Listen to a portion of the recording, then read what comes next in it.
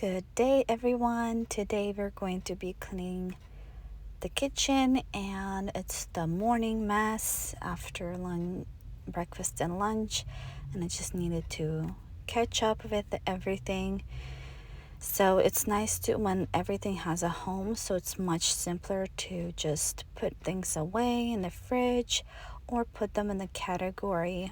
Like when I first start, at least I kind of put everything that needs to go in the fridge in one section and other things in another section. This way I can kind of visually see what I'm cleaning.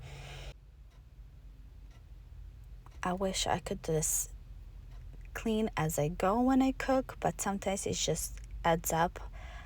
The counter space is always my weakness, and just weakness for our family in general, because we just end up putting everything on it, or I just put everything from the table, like a dining table here when I'm done cleaning, or we're done with food, and it just looks like it's a lot, but it's not too bad.